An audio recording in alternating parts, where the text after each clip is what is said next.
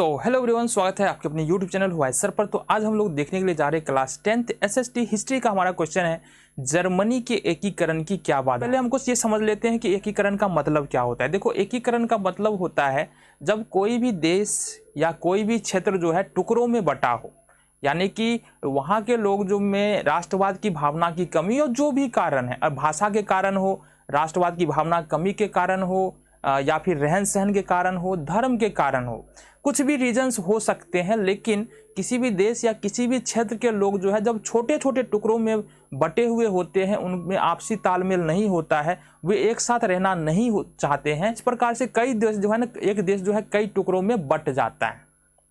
ठीक है, तो कहने का मतलब क्या है, जब किसी भी देश में सामाजिक विभिन्नता होगा, राजनीतिक विभिन्नता होगा, लोगों का धर्म अलग होगा, लोगों की भाषाएं अलग होगी, लोगों का रहन सहन अलग होगा, तो लोग जो है ना आपस में मिलकर के रहना पसंद नहीं करते हैं। कई बार ऐसा देखा जाता है। इसके अलावा कुछ राजनीतिक कारण भी हो सकते हैं, जिसके कारण कुछ राजनीतिक लोग जो है या फिर हमारे जो पड़ोसी देश है या दूसरे देश जो है उन अपने फायदे के लिए हो सकता है कि देश को खंडित करने का प्रयास करे, यानी टुकड़ा करने का प्रयास करे।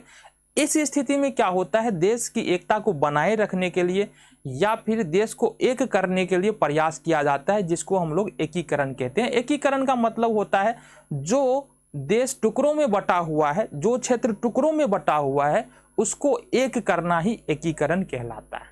तो एकीकरण समझ में आ गया। ठीक है, अब जर्मनी जो है यहाँ पर हम बात करेंगे 1870 ईस्वी से पहले। 1870 ईस्वी से पहले कई छोटे छोटे टुकड़ों में बटा हुआ था। अब कारण क्या था, जाहिर सी बात है जो बातें हमने अभी पहले की है, कारण भी वहाँ का यही था कि लोग जो है ना, लोगों में जो राष्ट्रवाद की भावना की कमी थी। अलग अलग जाति के लोग रहते थे, अलग अलग धर्म के लोग रहते थे, अलग अलग विचार के लोग रहते थे, जिसके का अलग अलग भाषा बोलने वाले लोग रहते थे। हालांकि जर्मनी भाषा बोलने वाले लोग अधिक थे, ठीक है, जिनकी राजनीतिक और सामाजिक विभिन्नता थी, है ना, यानी कि अलग अलग लोगों का रहन सहन जो है, सामाजिक तौर तरीका जो है, ये अलग अलग था, जिसके कारण इनका आपस में बनता नहीं था। ऊपर से जो है यहाँ पर हम ऑस्ट्रिया की बात कर लेंगे। इसको देखो बड़ा चुल काटा रहता था। ऑस्ट्रिया देश जो था, इसका जो मेटरनिक के बारे में हम लोग पढ़े हैं, तो मेटरनिक मतलब एक ऐसा आदमी था जिसको मतलब जर्मनी के अंदर बड़ा हस्तक्षेप करने का आता था। मतलब क्या, कभी भी कहीं भी घुस गया, ये काम नहीं होगा। ठीक है, तो हम बोल सकते हैं कि पहला कारण जर्मनी के जो सबसे बड़ी बाधा थी वो थी क्या चीज़, कि लोगों की सामाजिक रहन सहन जो है, तौर तरीका जो है, इसके अलावा जो धार्मिक विश्वास जो है, इसके अलावा बात करेंगे यहाँ पर देख लो धार्मिक विषमताएं थी, राष्ट्रवाद की भावना की कमी थी। इन सभी के कारण जो है वहाँ पर जो एकीकरण था वो बड़ा मुश्किल भरा काम था। और इसमें चार चांद कौन लगाता था, मेटरनिक।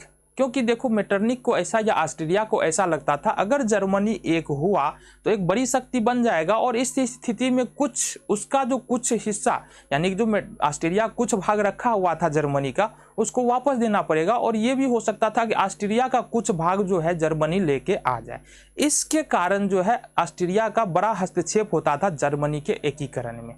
ठीक है, तो हम क्या बोल सकते हैं, जर्मनी के एकीकरण की क्या बाधाएं थी, लोगों में राष्ट्रवाद की कमी थी। ठीक है, जर्मनी कई टुकड़ों में बटा हुआ था, लोगों की सामाजिक राजनीतिक जो समझबूझ था वो अलग अलग, यानी सामाजिक तौर तरीका, रहन सहन अलग था। राजनीतिक रूप से इतना सक्षम नहीं था कि सब आपस में मिल करके रहे, कोई ऐसा व्यक्ति समझाने वाला नहीं था। जर्मन भाषा बोलने वाले लोग जरूर रहते थे, साथ ही साथ धार्मिक विषमता भी थी, मतलब अलग अलग धर्म के लोग भी रहते थे जर्मनी के अलग अलग क्षेत्रों में, जिसके कारण जो है एकता, यानी वहाँ पर लोगों को एक करना, क्षेत्रों को एक करना बड़ी भारी समस्या थी। तो ये था हमारा जर्मनी का एकीकरण में क्या बाधा है।